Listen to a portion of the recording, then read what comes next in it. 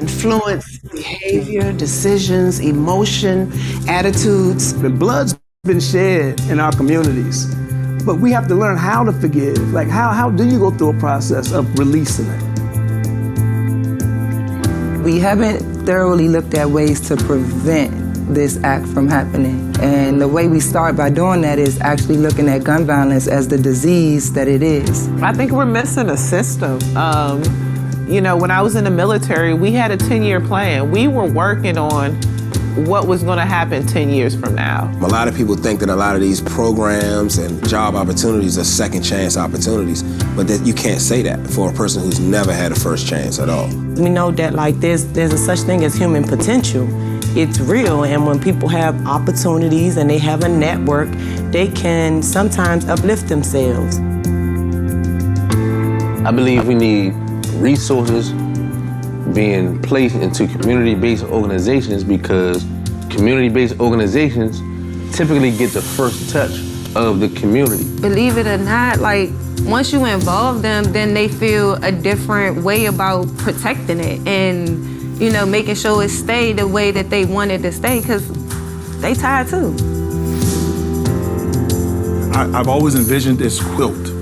And this quilt has different patches of service providers, different patches of leaders, different patches of activists. And if we all get the convening and intermediary effort and coordination, this quilt eventually turns into a big ability, this large item, this large object that can wrap around the whole community in love and peace. If that was able to happen and the nonprofits would get the funding they needed, you'll build stronger communities, because these are the people that's in the community, and once you start giving the resources directly to the people that need it, then they can see different, they can expect more. I do believe in the potential of every human being to heal and to grow and to be better with the right access and opportunities, and we're talking about in a holistic approach. Everybody has some kind of greatness. There's something great in a divine gift. You have a divine gift and divine purpose that you may have never had an opportunity to know, but there's something great about everybody.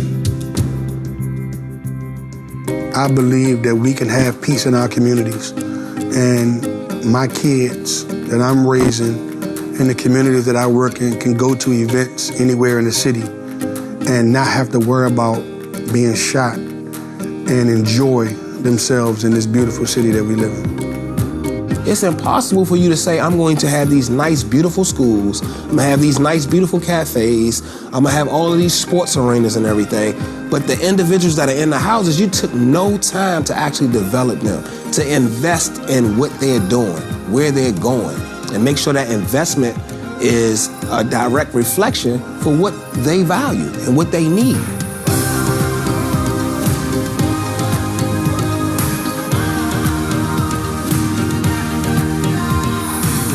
Peace is a feeling. Peace is a knowing of safety.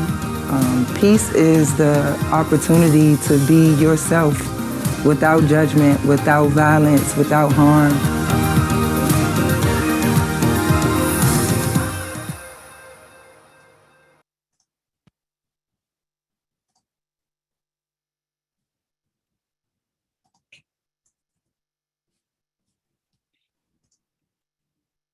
Good afternoon, everyone. My name is Roger Marmet, and I am really excited about this afternoon's panel, grateful to the panelists, and grateful to all of you for being here and helping fuel Peace for DC to where we are today. My co-founder, Rachel Usdan, and I are extremely excited to make a couple of announcements. If you look at our website, you will know that our focus is funding evidence-based practices and programs run by community organizations in order to reduce community violence in and around DC. These commitments would not be possible without the support of everyone who has helped us financially and with guidance. And the three pillars that we're really dedicated to enhancing are based around addressing trauma in community members and neighborhoods, transformation of individuals, which you'll hear more about, and really the third T is training, if you will, the professional and personal development of the brave people doing the peacekeeping work in the district. Now around 300 people. And so we've been working with community partners who do violence intervention work on a community-powered Peace Academy, which we will be announcing in the near future. We have a police academy. We will now have a Peace Academy run entirely by community organizations and community members who do this work, funded entirely outside of government. So thank you to all of you. We will be making announcements around that soon. Part of this goes to the capacity, and just my final announcement before we get going with our great panel is that our co-founder Rachel and I are extremely pleased to announce right here and right now a new leader and staff member for our team. We are extremely grateful that Lashana Thompson-L will be joining us as Peace for DC's new executive director. Since 2017, Lashana has worked for the Office of the Attorney General in DC, first as a trained restorative justice facilitator, and since 2019 as the co-chief of the Attorney General's Violence Reduction Unit, overseeing the district's Cure the Streets locations and contracts. Lashana has built deep connections with stakeholders and community organizations doing this work throughout the city, and she will serve as our Director of Learning as we launch the DC Peace Academy. Lashana also founded her own nonprofit, The Wire, Women Involved in Reentry Efforts, where she has built a network of formerly incarcerated women who have successfully reintegrated back into the community, many of them true leaders like her. Lashana is also an excellent writer and the author of the book Through the Wire, My Search for Redemption, which is available on Amazon and at fine bookstores everywhere. And I'm proud to know her as a true champion of this work, a friend, and now as a colleague. So Lashana, I'm going to hand it over to you. Thank you. Thank you so much, Roger, and thank you, Rachel, for this opportunity to work alongside with you and the Peace Academy and Peace for DC. Thank you, Kristy. I see you nodding your head, and I see all the comments in the box. Everybody saying congratulations. So I'm happy that you guys are happy, and I'm looking forward to all the great things to come, all the great work that we'll do together, supporting the people on the front lines who have been working hard to try to interrupt and mediate conflicts and change community norms around gun violence.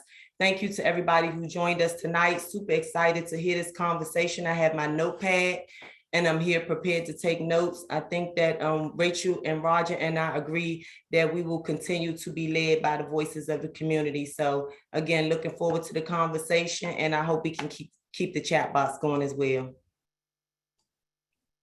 Thank you, Lashana, and so thrilled to welcome you to our team. You've been a friend and a thought partner to me for many years now, and I'm really thrilled that we could make it official. And now I'd like to just thank everyone again for joining us, and I am thrilled to be able to introduce our amazing panelists. We have Dr. Charlayne Hayling-Williams, Jannetta, Kristy Love, David Muhammad, and Emily Tiry. And I'd love for you each to, in that order, I'll call on you again, to introduce yourselves. Let us know who you are, and let's break the ice by telling us a little bit about how you got into this work. So Dr. Charlayne, if you can go first, please. Absolutely. Good afternoon, everyone. Excuse me. I'm happy to be here. Thank you, Rachel and Roger, and now Lashana for having me. I'm Dr. Charlayne Hayling-Williams, usually referred to as Dr. C. It's a mouthful and keeps me kind of young and cool. I am a psychologist by training and an advocate, an entrepreneur, and resident of Ward 5. I am the CEO of Community Wellness Ventures, a comprehensive human services agency rooted in public health and behavioral health in Ward 8. We are a core service agency and a freestanding mental health clinic, disability services agency as well, and a violence contractor in the District of Columbia, because what we know for sure is, and this is getting to sort of what brought me to the work, I think I've always conceptualized human behavior and context being super important, and really telling the story of how people achieve their goals and what life really looks like.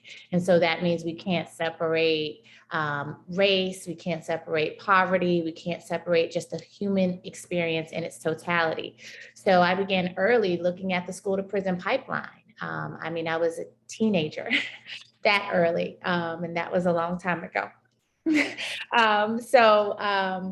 In working in juvenile justice, you start to peel those layers back and really see the role that trauma plays, the role that messages around being important and your thoughts and feelings mattering and having basic needs met, really beginning to create a narrative.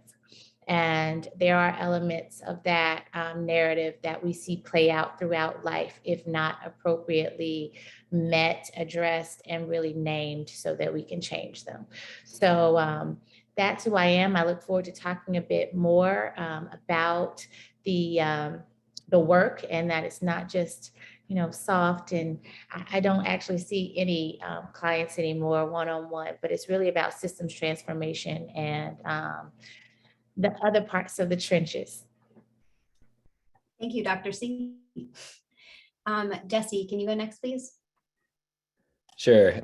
Evening, everyone. I'm Jesse Janetta. I'm a senior policy fellow at the Urban Institute, which is a social policy research organization based in Washington, D.C. And my most immediate, I suppose, point of entry into these issues is part of, what's now a longstanding body of work that I've had doing evaluation and policy work around some specific anti-violence efforts in Chicago and Los Angeles, as well as gathering, knowledge and information and trying to spread that about what effective anti-violence practice looks like, and what kind of support and infrastructure and capacity building is needed to bring it about and sustain it over time. Although, as we were talking about the long-standing, like where we really started, I began working on issues related to crime and safety and justice and the criminal legal system way back when I was doing creative arts work in prisons in Michigan. And one of the reasons that I bring that up, even though that was a very different kind of work and a long time ago for me now, is I reflect back on how many of the incarcerated men I was working with at that time were talking about and planning for how to build peace in their communities when they came home, even though I didn't have the vocabulary and sort of the frame of reference to fully understand it in that way at the time. But when I think of a lot of the things they were thinking about and planning for and what they wanted to create when they came home, it was really a lot about that. So happy to be here, part of the conversation. Thank you. We're happy you can be part of it. Kristy, can you please go next? Yeah. Good afternoon, everyone. I'm Kristy Love. I'm the Interim Executive Director for the Criminal Justice Coordinating Council. I have to offer a verbal congratulations to Lashana. I thought that was great news, a great way to start this session. And I have a feeling this is going to be one of those sessions where maybe I, receive more and learn more than what I'm able to contribute. I see a lot of familiar faces, but for those who may not know what CJCC is, we are an independent district government agency.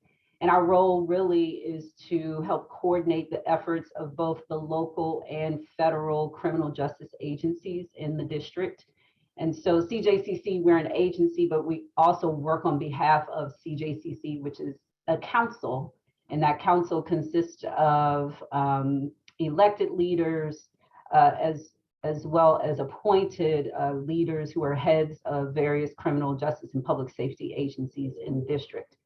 In terms of how we're involved in this work, back in 2018, when the CJCC noticed, or our council noticed that we were starting to see an increase in gun violence, our council members made that a priority to focus on this and made it a goal to reduce gun violence in the district.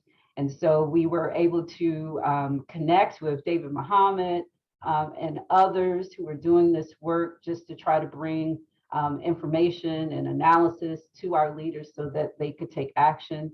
And so the CJCC really has four core functions. It's to facilitate information sharing, it's to conduct research and analysis, to facilitate the collaborative decision-making, and also provide training and technical assistance. And I feel like I'm probably a good segue into David Muhammad because he has, and NICJR has helped us to accomplish that goal. Thanks, Kristy. And I always gain a lot of wisdom when I talk with you. So I know I will learn from you tonight as well. David, please. Good evening, everyone. I'm David Muhammad, the Executive Director of the National Institute for Criminal Justice Reform. A lot of involvement in DC and in this area. Not only a Howard University grad, but worked in DC government for 5 years at DYRS. And for the past, so our work, the National Institute for Criminal Justice Reform, is based in Oakland, California, but we work in cities throughout the country. I've done a lot of work in DC and plan to continue to do so. And we work around criminal justice reform issues as well as violence reduction issues. Personally, I got involved in this. Actually went to Howard for journalism. I always say, how the heck did I get involved in this stuff? But I, in '97, started teaching writing workshops in juvenile facilities as a journalist. And then that turned me into working in this field. And so in DC, we have done a series, we have conducted a series or conducted research and issued a series of reports. First was this landscape analysis that we did a series of interviews with folks and looked at what the district was doing and included some recommendations. That was primarily in partnership with the Public Welfare Foundation in DC. Then, as Kristy mentioned, partnering with the Criminal Justice Coordinating Council, conducted this detailed analysis of gun violence, what we call the gun violence problem analysis.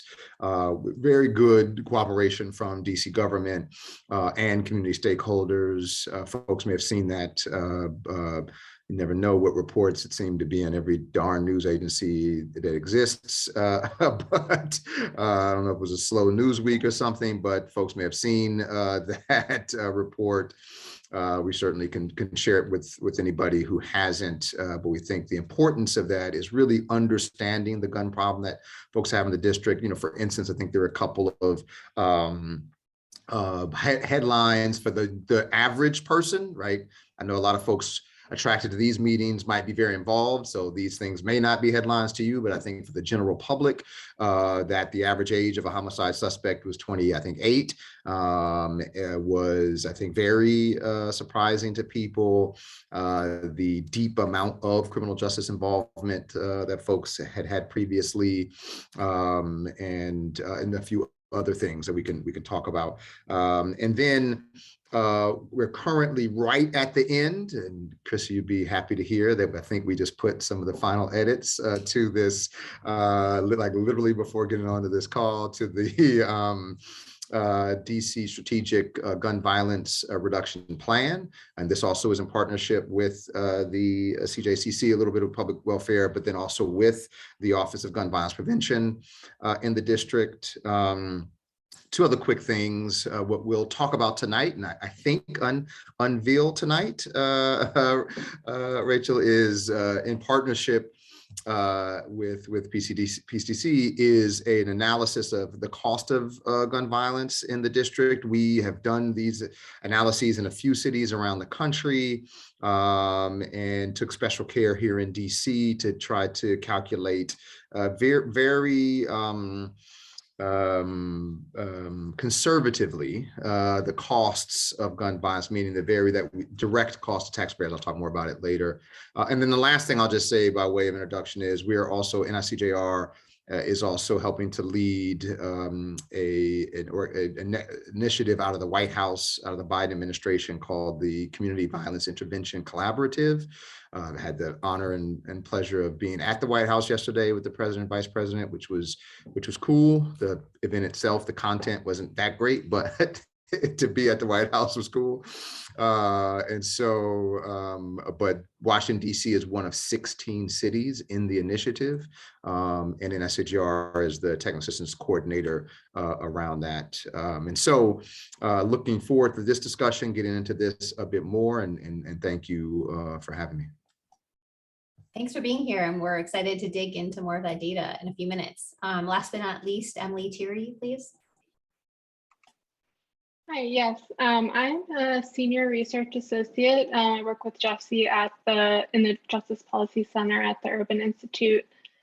And I always knew that I wanted to do research and policy, but I actually never originally intended to focus on justice policy. I originally was focused on sort of health policy and public health.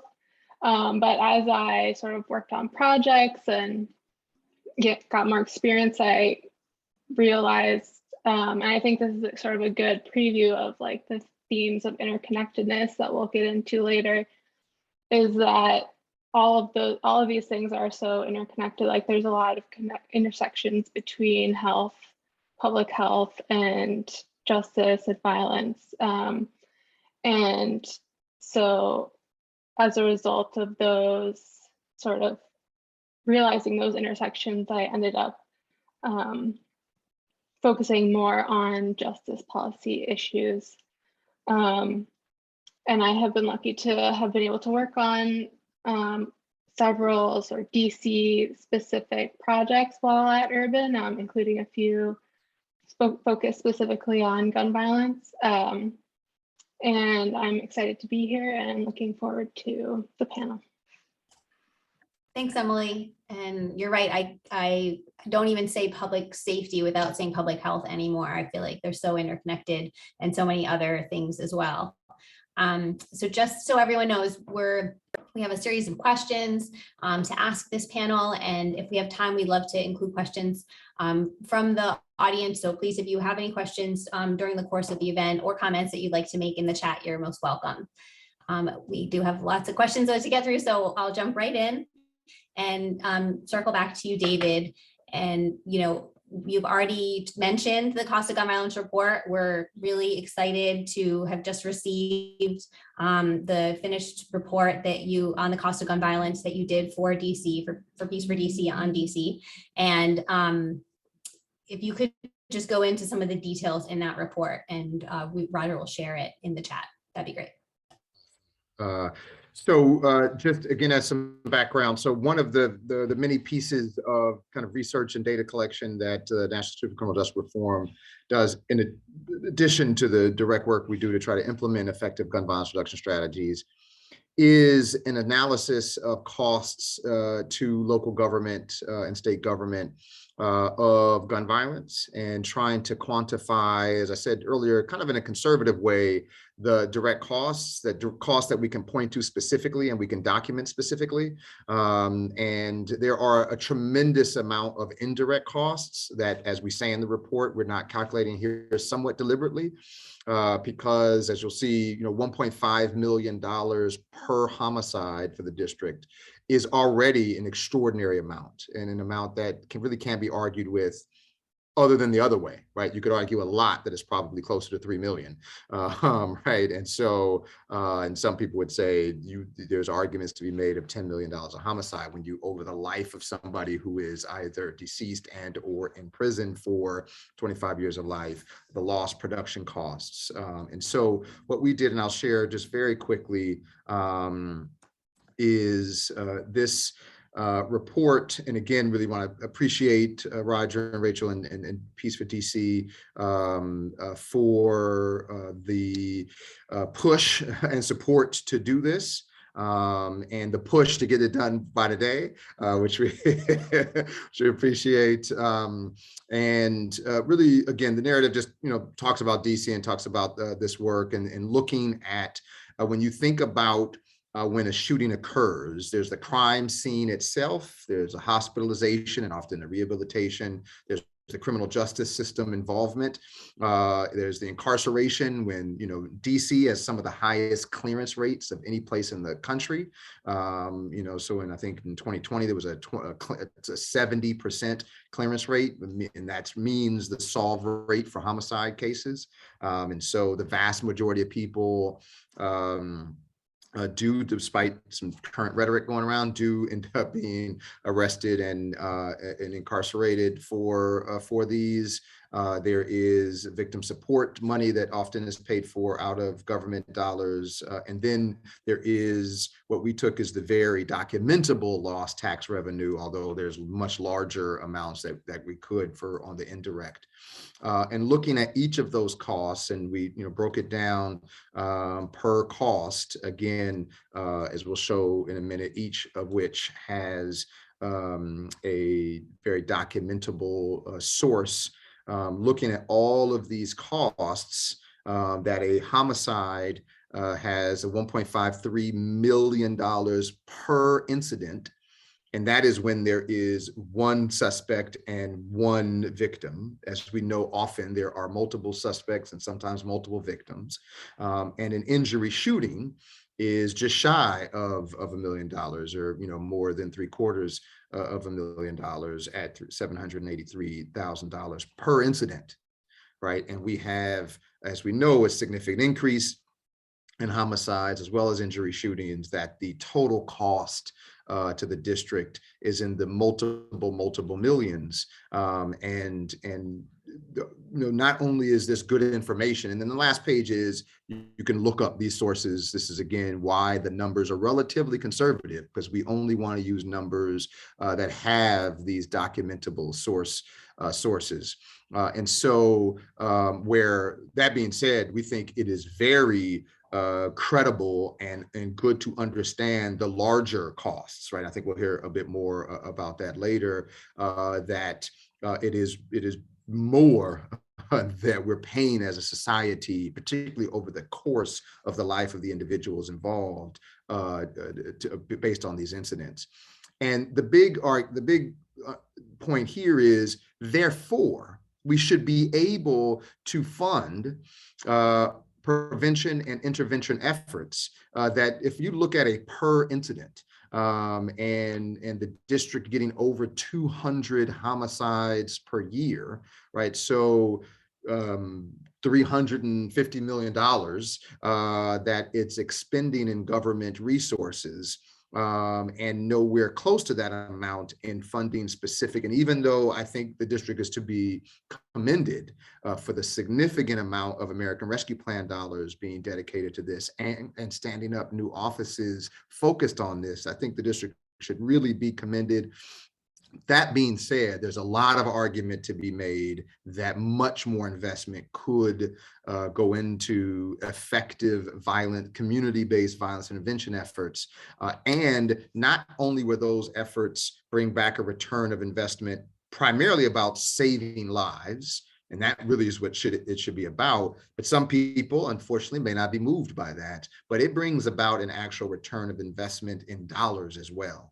And that for every dollar invested and effective community-based violence intervention, you get 3, 5, sometimes 10-fold return on that investment due to a reduction in violence, the sanctity of life, but also in a reduction in costs.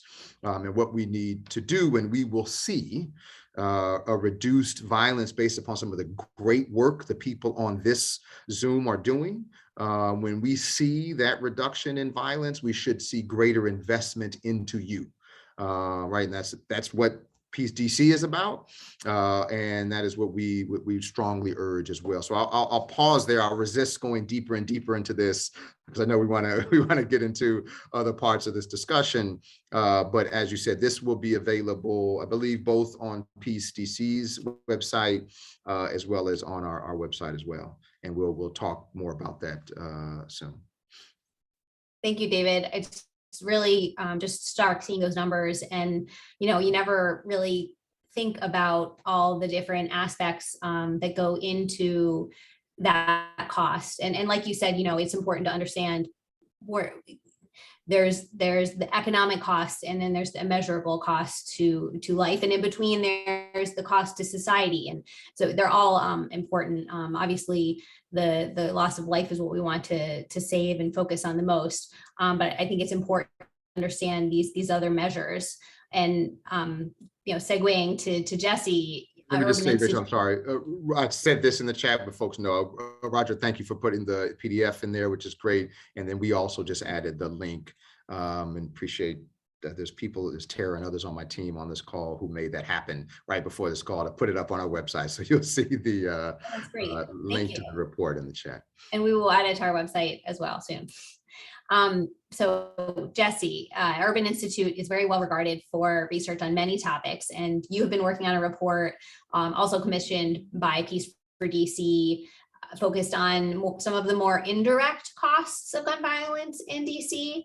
And I think it'd be helpful for people to understand what we're talking about when we say indirect costs, and really why is it important to measure these factors?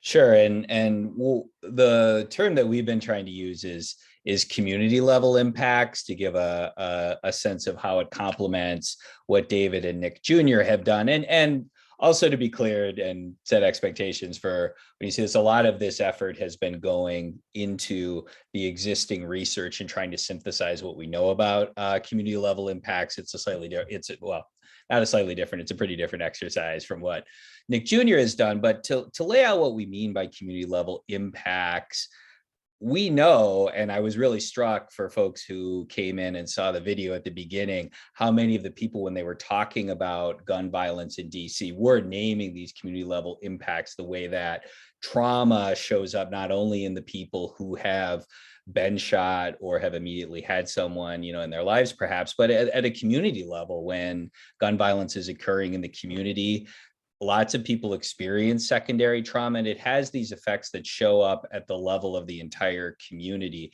So for example, one of the areas that we're looking at is what we know about the economic impact of that, building on, for example, or drawing on some work that colleagues at Urban had done around the impacts of gun violence at the neighborhood level on business formation. We do see that you have fewer businesses when there is more gun violence. It affects business formation. It can show up, a lot of people in the research community have looked at that in terms of housing values. It's a really good way to quantify some of the economic impact it may have. And then more broadly, I think we know that, that trauma in particular or higher levels of gun violence shows up in youth outcomes and school performance. It can be measurable in terms of people's level of stress that shows up in all kinds of health impacts. So I say all this to say that in addition to what David is naming and what Nick Jr. has gone into very deeply, there are also these community levels, neighborhood level effects that gun violence has. Again, this is not unknown, because I come back again to how many people were naming those kinds of effects when they were talking about it in the video at the start. I think our hope is that by having something to share around that attempts to, in an estimative way, quantify that a little bit, because quantified things hit with some audiences in a way that narrative doesn't. And you really need a broad coalition to build and maintain the kind of support you need for really robust strategies against gun violence. And I think the other thing that looking at community level impacts helps make clearer is the way in which gun violence is a component part of trying to tackle all kinds of other issues. If you are trying to do working on economic development and all the different ways of neighborhood vitality in places where gun violence is prevalent, you have to account for that. If you want to talk about youth development and youth success in neighborhoods where there are higher levels of gun violence, you have to deal with that. If you want to think about, health disparities and all kinds of health things more broadly, not just people who may themselves experience gun violence affects that. If unaddressed, it can be so corrosive to the ability to make progress in a lot of these other issues. And I think, again, there may be some audiences where, to have a guidance to the fact that they may not think about gun violence much as they're proceeding to work on these other community level issues, but it does affect their success. It's really important. Absolutely. Yeah, it's almost cyclical because, the neighborhoods that are most impacted by gun violence are also the ones that have been, the most disinvested. And people may not realize that there are interventions that we can do, investments we can make directly to address the gun violence. And like you said, we can't really, you can't open a business if it's not safe. You can't walk to school and have succeed on your exam if you're distracted by gun violence. I think it's really important. And we're talking about economic costs, but we know that folks don't necessarily think about dollars as soon as they hear about gun violence. People have an emotional reaction. There's fear and grief and anger and trauma. Not just experiencing it, but even just hearing about it. People reading the news today, every day. So Dr. C, can you tell us from your perspective, how are gun violence and trauma intertwined, and what are some of the mental, emotional, physical impacts of trauma on a person? Absolutely, thank you. And thank you to David and Jesse for sort of framing up some of the specific impacts on society. I'd like to take just a bit of a step back. I was once at a very interesting conference, and there was a Native woman who brought forth sort of indigenous culture around grounding, sort of where are we? Why are we there? And of course, she gave, homage to the specific land we were on and all of those things, which was super impactful, though, just in terms of us grounding what we're talking about. And when we think about mental health, and as a practitioner, if anyone is suspected to be in some type of psychosis, we always want to check to make sure that they're oriented properly. Do they know who they are, where they are, and sort of what the date is, right? So person, place, and time. Well, who are we talking about? Sort of where are we? And if we frame this more systemically or globally, then we have to really get honest about the fact that we're in a violent country that has been violent since the beginning, came to be through violence. That little shift, not that all it's news to all of us, right? But just calling it out reorients us to appropriately framing discussion, in that it's just that nudge sometimes, especially depending on who people are and what their vantage point or perspective is. And sometimes it's not always in alignment with partnership with community, if you will, that we're looking at responses and not necessarily initiators, or responders and not initiators, right? There are catalysts, but the people and the communities we're talking about aren't often the catalysts, right? Then, who are we talking about? We're talking about the same populations who've been systemically, over time, most often in the highest level of concentration, right? Imprisoned and in communities, as you said, that have been disproportionately just restricted, oppressed. But even to take it a step further, the people who often engage in gun violence were babies born into these communities. And it's really sweet and easy to find empathy and easy to find understanding at 6 weeks and 6 months and even 6 years. And then at 16, something switches. And it becomes difficult for people to understand that that's been 16 years of pure terror and torture and constriction and restriction and literally withholding access to necessary resources. And we can easily see it and name it when we see it on the news, especially in other places in the world. And we've seen that play out. You know, it's just so very sad. These are just children and their homes were bombed or blown up, or their parents were killed right in front of them. And also right here in Washington, D.C. every night. And do you understand that? You know, not every night, unfortunately, but every week, every 2 weeks, every month, however you want to put it, right? And so then what's the conversation that we're really having? What are we talking about if we properly orient ourselves? We're talking about equity. And that's the shift. That's the piece where how much trauma do we think is too much trauma for certain communities? How much is it important to name it as trauma and to say it's a public health crisis? This is the pandemic of our time, and it takes all of us. And the reason that it's good to take that global perspective is because at some point, I think someone used the word, Jesse, I think it was you, corrosive. At some point, we got to get honest about the fact that there's not that much separation between Ward 1 and 8. There's not enough separation. You can't outrun all of the bullets. You can't outrun all the guns that were dropped in these communities that these folks didn't manufacture, right? So in that case, maybe it becomes a little more important to you. We're running out of space to open new businesses in new spaces. So you're gonna have to come right to the community at some point, or it's gonna come right to you. So then does it matter? So the idea, it brings me to Angela Glover Blackwell's work, this curb cuts, the curb cut effect. So she was founding executive director of Policy Link in Oakland, right? And so if you know the curb cut effect, but I just sort of pay it forward because it's about literally curb cuts. And back when folks who had limited mobility needed access, right? And it would be easier if we cut all the curbs in the country. And there were a number of activists in favor. And then people are like, why would we take all of these government resources? Why do we care about Congress Heights? I don't live there. They can just do whatever they do. They need to know how to just stop by now. And what ended up happening was, of course, we know we all have curb cuts. And so it got through and it was mandated federally.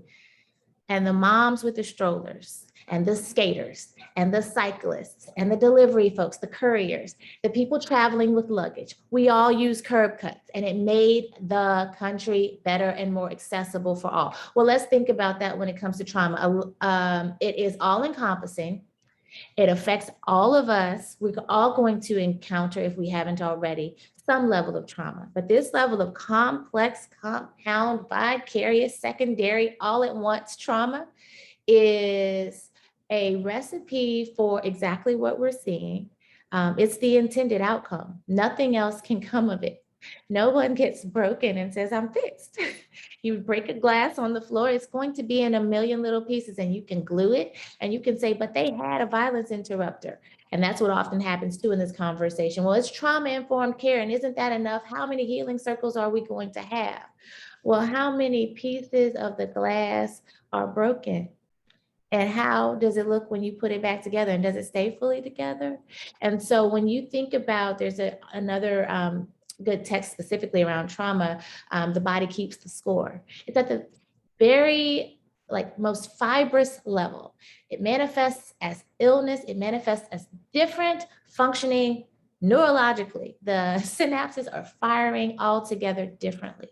And so when we understand it there, and I kind of do that 30,000 foot level because systems transformation is what's important, the people will be the better for it, because they shouldn't have been in it in the first place. And we can roll back that onus and reposition the conversation when folks say, well, they've had $3 million and it's just, I mean, throwing money at the problem isn't working. Well, how much were you willing to spend on David's report to incarcerate them? What if you maybe gave them a house to live in, maybe a decent school, food, you know, the things that people who tend to do well and don't have this level of exposure to pain and terror and, you know, warlike conditions have? And then we see different outcomes. And so, you know, trauma is what it is. It is all encompassing, very, very severely impactful. It's not linear.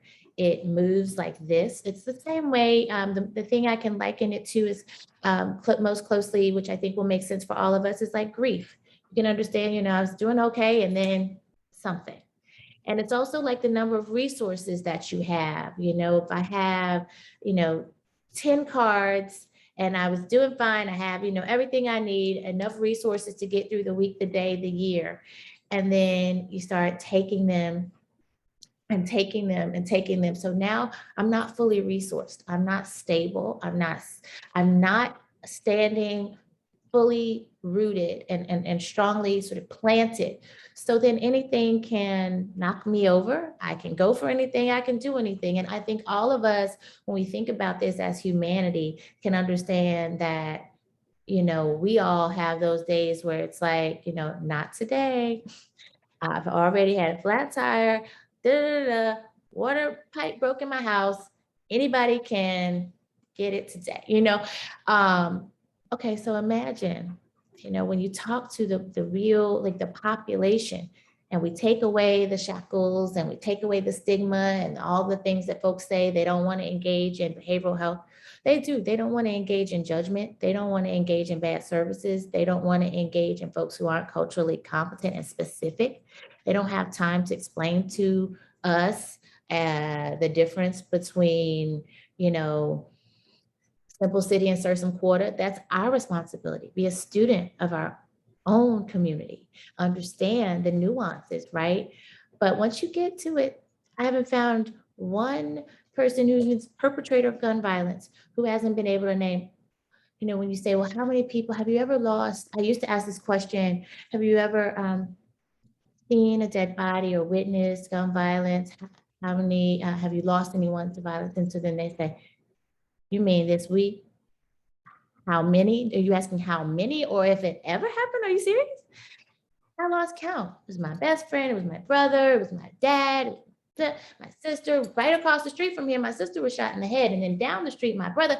These are things that never are even in the psyche of more privileged populations, right? And so, and let alone over and over again. And so all that's to say that we know the compromised state that our folks would naturally be in, which is a human response. And so how are we going to cut the curbs or not? What are we going to do? Wow. Well, you took that question and answered it and then some. And I thank you. Just thinking, you know, the difference between how we treat the 6-year-olds and the 16-year-olds, you know, there's just so much in there. Thank you. I'd love to do a follow-up later. Kristy, I want to talk to you about CJCC's work with the National Institute for Criminal Justice Reform and the recently published problem analysis and soon to be published strategic plan. I want to understand how the government, the DC government, uses this research to inform citywide gun violence reduction efforts. I feel like we're making a hard turn here from what Dr. CJ just shared, and now we're going to talk about data. But and this idea, I appreciated the analogy you shared just about the broken glass. And some glasses break in 2 pieces, some glasses break in, you know, dozens of pieces, and that matters. And then I will acknowledge that's something that data alone, right, is not going to tell you. But I think what data can tell you, right, is it's the 5 W's, the who, what, when, where, how. And I think I do want to give a shout out to CJCC Statistical Analysis Center. And I feel like we've laid a pretty good foundation with at least 3 of those W's. And I would say it's we've given, partners the what in terms of increases, decreases we're seeing in certain types of violent crime, the when, and the where. We've identified neighborhoods and wards and blocks and that sort of thing.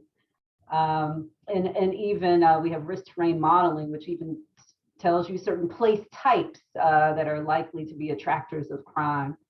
But what I think NICJR has really helped us with is the other 2 W's, the who, the understanding who are the individuals who are at greatest risk of engaging in gun violence, either as a victim or a suspect, and also the why. And that's what kind of, typical data analysis is not able to get at. And, I just want to acknowledge the work that was done in the problem analysis. And it's not just number crunching, it's sitting with detectives and, MPD leadership who do this work day in and day out, the ones who actually investigated these shootings, investigated these homicides, who can give you perspective and the narrative about what's going on. And, that analysis showed that a lot of it is, sort of these disputes, right? Personal disputes. Some are group-related disputes. It can be an instant dispute that pops off, wasn't contemplated before the actual incident. So that's going to help, in many ways, that a lot of this is targeted and focused. We saw that robberies, while we're seeing a spike in robberies in the district, robberies aren't driving our gun violence. And I appreciate that data gets us beyond the anecdote, right? So we see one anecdote, we see one story in the Post or on the news. And for example, if it's juvenile, a juvenile involved, which is gonna be the one that makes the news. And then we assume, oh, this is a juvenile issue, we've got to do something about our youth. But the problem analysis showed, well, while yes, we want to do something about the youth, but the youth are, contributing maybe to about 10% of this. 90% of this, it's adults, and not just sort of that youth up to 24, like David shared earlier. The average age we're seeing is like 28. So these are a bit older adults, and I appreciate that too, because with research, we kind of have to check prior research. So many who have done crime research, you have this assistance where around age 24, 25-ish, those who may have been engaged in criminal activity, you would expect to see a decline. But I think that's something that we found interesting. We're not really seeing that decline after age 24 in the district. Like I said, we're seeing older adults. So I think that's the benefit of research, but research alone is certainly not gonna get us there. And that's why we also engaged NICJR to do the strategic plan. And that's what I'm really excited about. I feel like in just because we are a coordinating council, I have the privilege of working with many people across many different agencies. And I would say that, we're all well-intentioned. Everybody wants to reduce gun violence in the district. But sometimes we don't always know what to do. And I think it's helpful to have experts who've done the research, who've worked in other cities that have had success with this, come in and offer us some, assistance and advice on how we might approach this and approach it collectively. Something that I do want to say, just getting the community's input as well. So we have the research side of this that can give us best practices, but also giving community voice. And, I was in a conversation the other day and someone just said, those who are closest to the problem are probably also closest to the solution. And so we have to make space for both, make space for the research informed approaches, make space for the community informed approaches. And I think our Office of Gun Violence Prevention through the grants and other outreach that they're doing has enabled that successfully. Yeah, I thought it was really interesting, you know, to understand in the problem analysis that the, you know, the individuals at highest risk of being perpetrators are, like you said, are also most likely to be the victims. Yep. And so, you know, when we talk about success, we're talking about helping those folks stay alive and out of jail and on a path to peaceful life. I think people sometimes forget that that should be the goal. And also the other piece that I got out of the problem analysis, we're just, you know, confirming what I had already thought was that, you know, it's a really small number of people driving the violence. It's not everybody. And like you said, it's not kids, it's average age 28. So these are folks that we can't give up on. And, you know, we can hold people accountable, but what if there's not enough evidence? We have the ability to stop shootings before they happen. And that's the intervention work. But healing trauma is also a key part of that. And so switching back over to Dr. Charlayne again, can you just tell us a little bit about what it looks like to heal trauma, what it looks like when Community Wellness Ventures works with the people and neighborhoods most impacted by violence? And really, I'd like to hear what you think the city can do to improve upon this delivery of care and services. A lot of things, yes. So thank you. I'll start with trauma work. Looks very slow going and long and deep. I think so often, and our society is sort of a microwave society, right? And we need gun violence to stop. Don't get me wrong. You know, I mean, I do not paint a pretty picture. Obviously, I don't want it at my doorstep any more than anyone else wants it at theirs. So it's not like I think that time is all we have. And at the same time, there's mounds of research. And just sort of like that example, literally 16, 26, 35 years of, even if we boil it down to learned behavior, but not even getting to, as we were talking about, those physiological shifts, and actually in emotion, in cognition, in meaning making, like what is good, what is bad, what is cause, what is effect. You did this, so I do that. Those are some of the fundamentals, right? But when you're in that world and in that life, it's topsy-turvy as far as we're concerned, right? It's like, no, that was necessary. And in some ways, in a topsy-turvy world, you know, you have to look at it all together, like just turn the snow globe upside down. It is all, you know, it makes sense in that context of nothing making sense.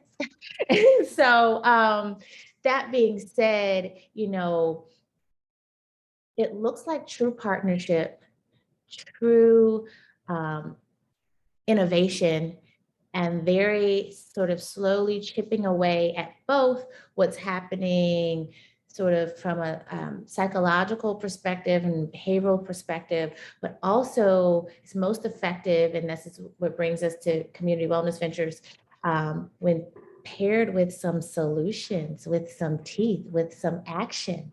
And that's when that sort of and both is really illustrated, because so often we bump into barriers, right? So, for example, there's so many things from a policy perspective, which is really why, you know, I learned sort of early on, straight out of my doctoral program, that my place wasn't, I knew, but then I really knew that it wasn't going to be one-on-one or with families in that way, because there's so much work that has to be done at the systems level. And so when you have a young person, now it's beautiful because our partnership with Ones and Pathways, I get to have those critical conversations at least a few times when I get to come in and speak with them. And they say, you know, I really did not want to be paroled here.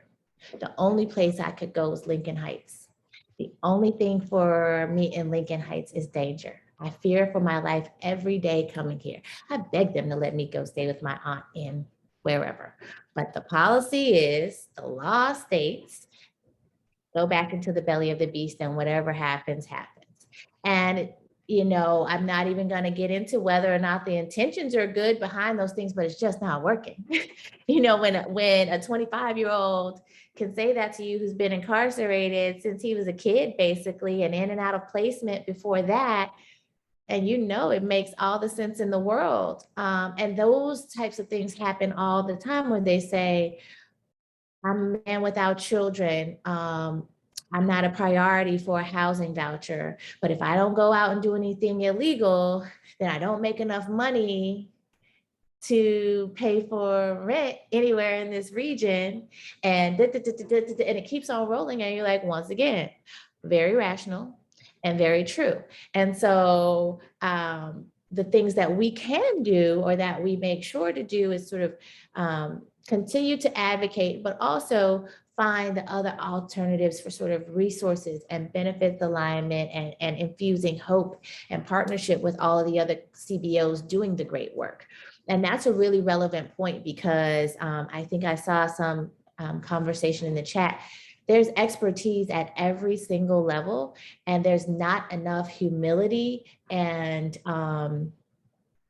true partnership and acknowledgement of sort of like the non-hierarchical nature of this work. You know, it's not pretty. It's not the place to go to like wave a tiara and be placed on a pedestal. It's the place to go. So I said, like, the other part of the trenches, like there are all these different, all of it is trench work, and we can't do it without one another. So it's not, so you have a therapist, and you have a psychiatrist, and you have a community support worker, a clinical case manager, a care coordinator. So you couldn't possibly need a credible messenger, violence interrupter, every single peer mentor, every person doing the research and the analysis.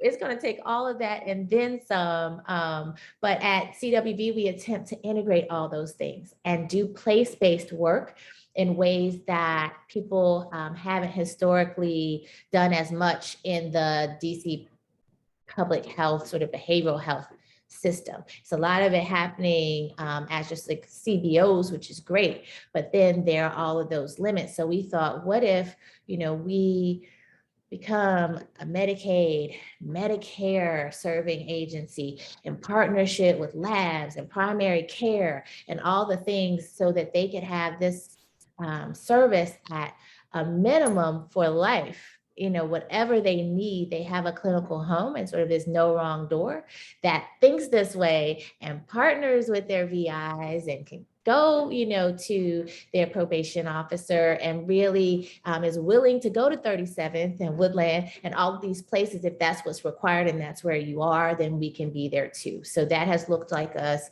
setting up satellite clinics and public housing, and in partnership with the Office on Neighborhood Safety and Engagement for the past 3 years, and doing things like a group called the TRAP group, which is true group therapy, but it's called TRAP, for trauma, race, and place. Am I in the right place at the right time with the right people? And when that traumatic event happened, what were the emotions I experienced in that moment? And folks always talk about intuition, and they talk about, I remember a voice told me not to go there. They told me, I just knew it, and something was going to happen. And that's when the worst possible thing in my life happened, and I was gone for the next 15 years, or whatever the case may be. So, you know, those are those conversations among the folks that are transformative and non-limiting, and it encompasses every person. It doesn't restrict to the survivor or the perpetrator. It's your children, your mothers, your cousins, your friends, but also really including and centering that, you know, we can't give up on the person who had the gun in their hand on that particular day. And then another day, they were the victims themselves. So holistic, transformative, accessible. I heard a lot of good things. Specific, culturally specific. Yes. And level, and everyone, you know, understanding who the experts are. Yes. Absolutely. Oh, that's one less super relevant point not to skip over. It's not lost on me that, I mean, you're not going to change, like none of us change how we present, what we look like and all those. Nobody is like confused, like, oh, you grew up right here with me, right? No, but you don't have to like pretend that. It's just to be like, but I want to understand. And I did take the time to speak to the VI who did grow up right here and have them take me on a tour years and years and years ago. Be a real student, the same way you put your nose in a book for hours to learn. Like people spend all this time learning about microbiology or even like less important things like, whatever, social media.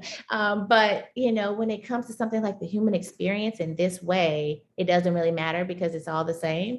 Or it's just these people. No, it really matters. And they really are experts. And I'm like, well, take me over there. Oh my gosh, I really do see it's one way in and one way out. People always said that about Woodland Terrace. And I was like, let me see this place.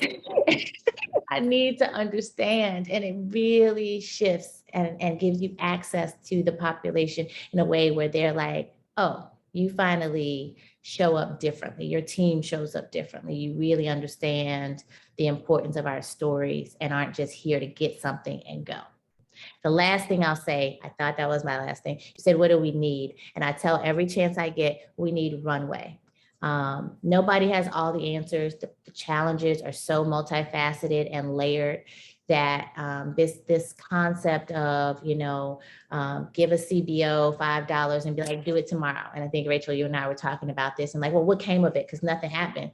And coming from many years in academia, it doesn't work that way. It's like, oh, you want to understand supervision in the clinical space and you have 2 years to pilot it and study it, and then you can start your trial and then learn and practice it and then get 2 more years of a no-cost extension.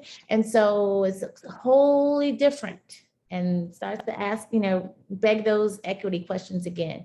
We need runway, we need adequacy, and then accountability for sure. Results-based accountability is really important. Data is really important, but it can't all happen without those resources. Thank you, absolutely. I'd like to turn back to Emily, and we'd love to hear some of the results that came out of the work that you've done with Urban on the indirect costs of gun violence, and just elaborate on how this information shows the interconnected nature that gun violence has on all aspects of life in DC. Sure, thank you. I have a few slides here. I'm gonna share my screen.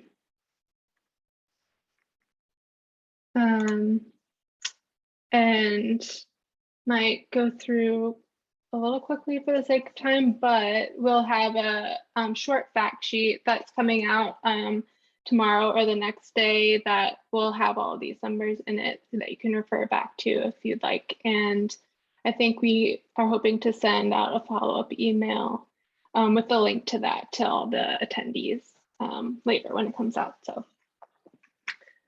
So to kind of refer back to what Jesse was saying earlier, our approach for this was to review the existing research that looked at the costs or the effects of gun violence on the economy and also educational outcomes. And then where we could get the data to do so, we would apply those findings to the DC context. And the two kind of, in terms of the economic outcomes, the two sort of areas that had the most research that we found were home prices and then also sort of business activity. So for home prices, more generally, homicides and violent crime have been shown to be associated with reduced home prices.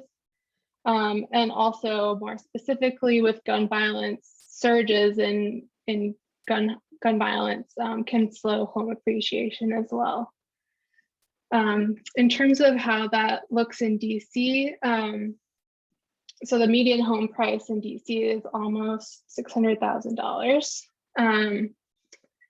And if we took sort of like findings from these studies that we found, one of them found every additional homicide reduces the median home price by 1.5%. So in DC, that means it's $9,000 reduction. And then similarly, but like a little bit smaller of an effect for violent crimes, for every additional 700 violent crimes, it reduces the home price by about $1,000. And then again, the second sort of area with the most research behind it was about business activity. There have been several sort of measures of gun violence, including gunfire, like gunshots, and gun homicides that have shown associations with reduced business activity. And this is measured in several different ways. Like people have looked at the overall number of businesses, whether businesses are opening and closing, the number of employees that they have, and their total sales.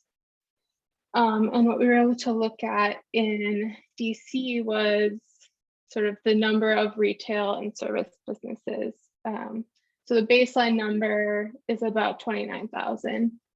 A 10% increase in gun homicides, which would be equivalent to about 16 additional homicides, would be associated with 24 fewer retail and service businesses. And of course, along with that, the jobs and the, tax revenue and everything that comes along with those businesses. And so these findings, I think, kind of speak back to what Jesse had said earlier about how gun violence doesn't happen in a vacuum. There's ripple effects that occur even and affect people who aren't directly affected by gun violence, who might not even think about it in their day-to-day life. And I think why this kind of research is so important is because it does quantify that effect. Like you might not even, most people probably don't know, they might not even know that they are affected, and they definitely don't know like what the level of the effect is on their life. And this kind of research can help sort of shed light on how much gun violence is affecting people throughout DC and in other cities as well, even though they might not be directly affected in their day-to-day life.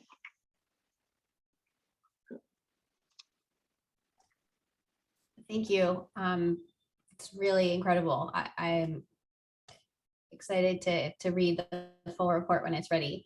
I'd like to turn back to David if he's available. Okay.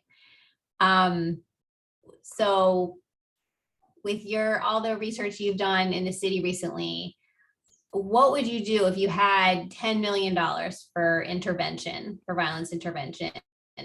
And it's probably worthwhile to explain just, for everyone, the difference between prevention, intervention, transformation, because I think we all conflate them sometimes. And what are the biggest missing pieces in our current efforts? Yeah, so I'll take the 2 hours necessary to answer that question. But I do want to just share something real quick. I know something that I know in an earlier discussion that we've had with PCC, but and so to your point, first of all, understanding the difference. This is a big challenge in our field. What we experience is most funding goes to prevention. Most discussion in community goes to community transformation, and very little understanding, discussion, or funding goes to intervention. Now that has changed in the last few years. I think DC is a place that is a good example of that changing. But there's a lot of discussion in terms of we need to help young people. We talked a little bit about that earlier, and Kristy did a great job discussing it earlier, which is all true, right? We should spend a bunch of money helping young people and early on prevention, helping them stay in school, helping to prevent high school dropout or abuse and neglect. All great things. That's not gun violence reduction. Community transformation, ironically, I'm most interested in, right? So I want Southeast to not need a violence intervention program like Upper Northwest often does not. There's whole neighborhoods in DC that has no need for a violence intervention program, right? And I want our neighborhoods to be the same, to keep who is there, but be resourced enough that did not need an intervention program. Unfortunately, that's not where we are. And so violence intervention is about near-term reductions in reducing gun violence. How can we reduce gun violence in the next 6, 12, 18 months? And that really is, so to the point of, and so here is just understanding what outcomes are you trying to achieve by when, and what achieves that. And what we have found in places around the country that we've both researched as well as done implementation is these core principles get you to that place of, one, data-driven identification of the people who are at the very highest risk. That's what we did with the gun violence problem analysis, as Kristy said earlier, the WHO. And we did the WHO very specifically, individuals, but also here are the risk factors, so that ongoing, you know how to identify somebody to have intensive intervention with. Secondly, inform them of their risk, kind of in a public health approach. And then third, to your point, Rachel, is deep investment that has started and that is on a good front in DC, but that needs to go further and to expand. Regardless of the title, violence intervention, outreach, life coach, credible messenger, all great titles, all good stuff. You need people who have a couple of functions. Right. And so the example I give a lot is Rachel and I might be in the same crew, and we have the same risk factors, and we have, previous criminal justice involvement, significant criminal justice involvement. We're in our, mid-20s, and we're part of our neighborhood clique. And then, sorry, Rachel gets shot, and then I go to social media vowing revenge. Right? That happens all the time, by the way. And that's the classic person that needs to be identified. And then an outreach worker should be not assigned to just canvass neighborhoods generally. There might be some good things that can bring about for a different goal. But an outreach worker is assigned to get David, to locate me, to engage me, and then connect me with a life coach, a case manager, a credible mentor, somebody who is going to talk or text with me every single day, who is going to see me in person 3, 4, 5 times per week, who's going to build who's going to build a close relationship with me, right? And then over time, help me with the way I'm making decisions. Like, a good thing is to avow Rachel shooting by going to shoot someone else. And that can be done in a number of ways. One, in the relationship and in the discussion, sometimes called motivational interviewing, but also through more formal cognitive behavior therapy sessions that should be therapeutic and should be rather trauma informed and culturally appropriate. Some of these great curriculums are done in a way that just won't get to this population. And then a connection to service supports and opportunities, right? Housing, education, employment, if needed, drug treatment, mental health services, and others. But intensive, structured, well-managed, well-coordinated, which is a big issue that the district has, because we have a bit of resources. There need to be more. Let me say this, it needs to be more, but we have a bit of resources in the district. It needs to be much better managed, much better coordinated, and focused on the right individuals if the goal is to reduce gun violence. And if we can do that in this way, we can significantly reduce gun violence in the city. And again, just end with this of, in fact, let me see it, end with this of, we're trying to do too much with one slide, but trying to put the strategy on one slide of, we conducted this detailed analysis of gun violence. We're suggesting the district go to some regular, it might be twice a week, 3 times a week. The number of incidents are a lot. And so it would need to be, but in a review of shootings, not to see who's going to get arrested for that. Those meetings happen. This is around what shooting has a likelihood of retaliation. Who would be retaliated against? Who would do the retaliating? Let's identify those individuals based upon the information and the intelligence that we know. And let's do it. Either we could create a peace room, as we've talked about, where it is a real focus and intelligence and information sharing to say, all right, based upon what we know, this shooting occurred. David's posting on social media. He has the risk factors to say he's not just talking mess. He might back it up.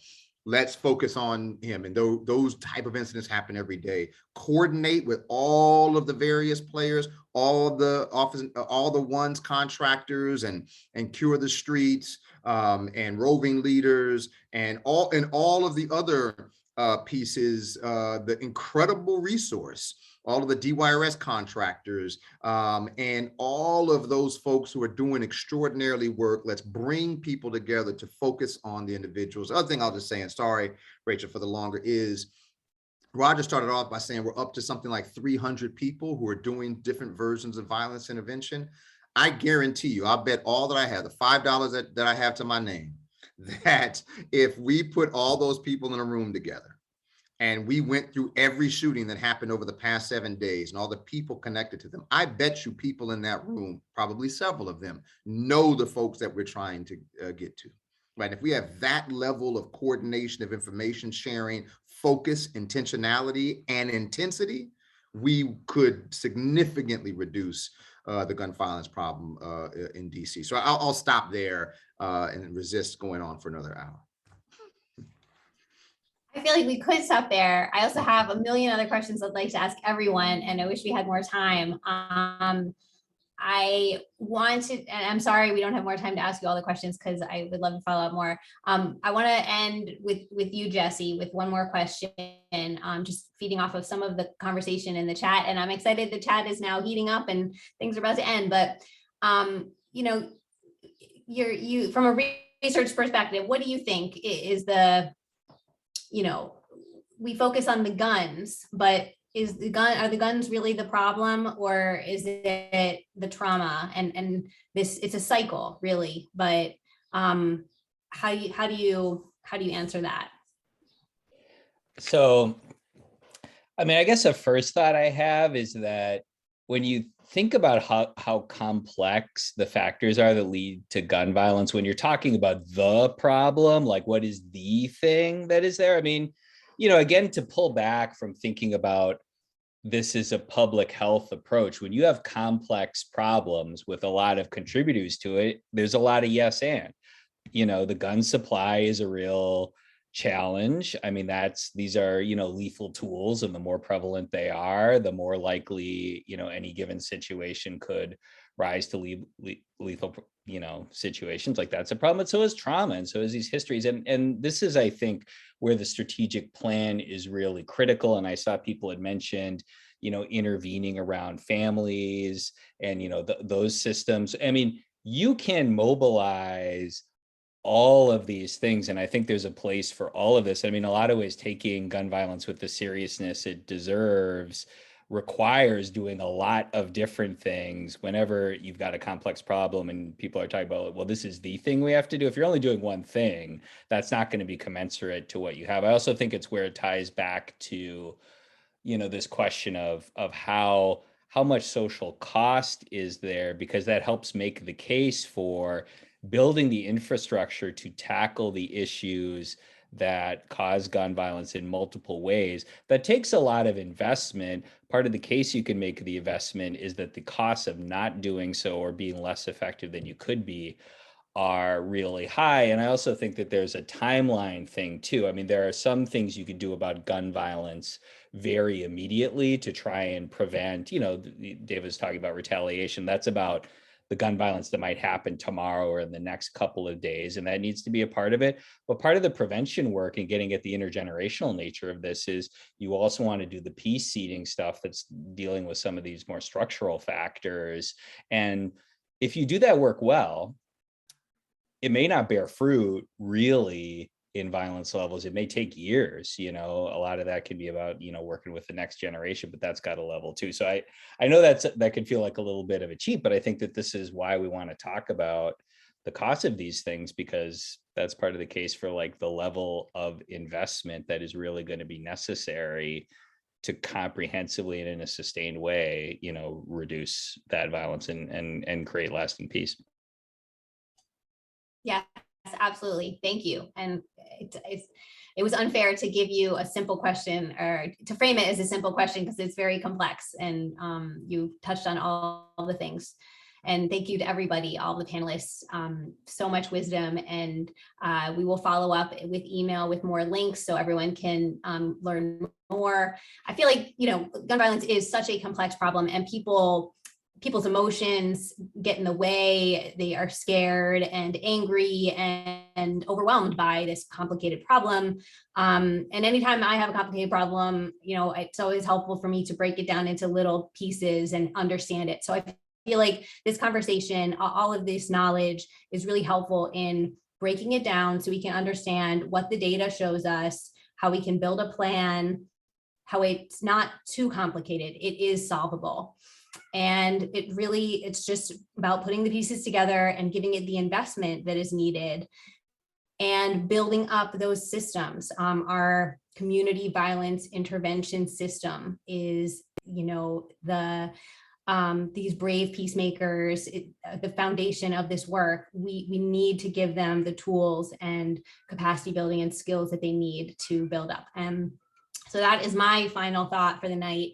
And, government has never solved anything alone in the past. COVID pandemic is a great example, HIV AIDS, other examples. So, this is on all of us. And I know I've seen many familiar faces in the attendee list. I know many of you are working very hard on this issue, and I thank you so much for your ongoing dedication and commitment to this issue.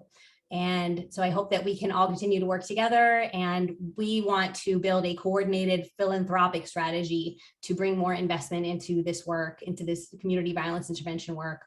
So if you know anyone in that space who you can connect us with, please follow up, and thank you for helping us build peace for DC. Thank you, everybody.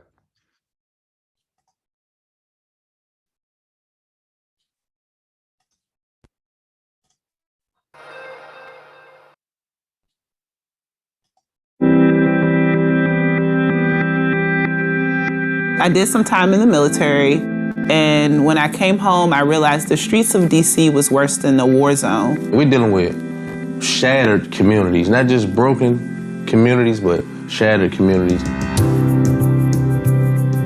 Violence breeds more violence, and that trauma spreads so fast. Trauma sometimes is even subtle, and even for those that experience it in very dramatic ways, don't seem to understand the impact of trauma and how it can influence behavior, decisions, emotion, attitudes. The blood's been shed in our communities, but we have to learn how to forgive. Like, how do you go through a process of releasing it? We haven't thoroughly looked at ways to prevent this act from happening. And the way we start by doing that is actually looking at gun violence as the disease that it is. I think we're missing a system. When I was in the military, we had a 10-year plan. We were working on what was going to happen 10 years from now. A lot of people think that a lot of these programs and job opportunities are second chance opportunities, but that you can't say that for a person who's never had a first chance at all. We know that there's a such thing as human potential. It's real, and when people have opportunities and they have a network, they can sometimes uplift themselves. I believe we need resources being placed into community-based organizations, because community-based organizations typically get the first touch of the community. Believe it or not, once you involve them, then they feel a different way about protecting it and, making sure it stay the way that they want it to stay, because they tired too. I've always envisioned this quilt. And this quilt has different patches of service providers, different patches of leaders, different patches of activists.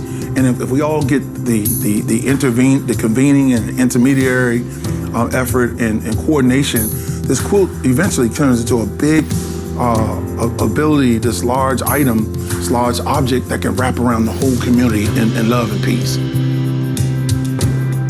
If that was able to happen and the nonprofits would get the funding they needed, you'll build stronger communities, because these are the people that's in the community, and once you start giving the resources directly to the people that need it, then they can see different. They can expect more. I do believe in the potential of every human being to heal and to grow and to be better with the right access and opportunities. And we're talking about in a holistic approach. Everybody has some kind of greatness. There's something great in a divine gift. You have divine gift and divine purpose that you may have never had an opportunity to know, but there's something great about everybody.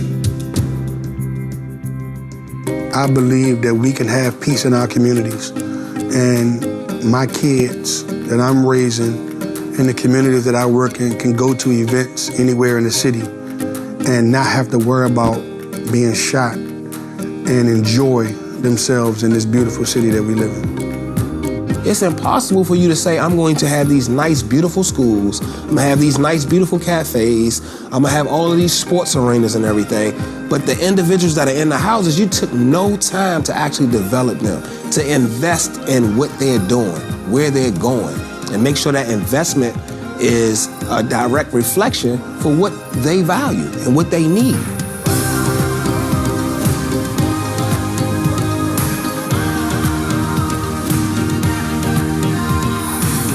Peace is a feeling.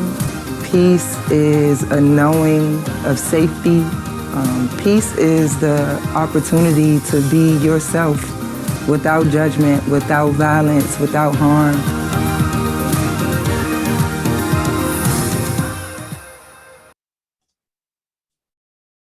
Thank you. Good night, everybody.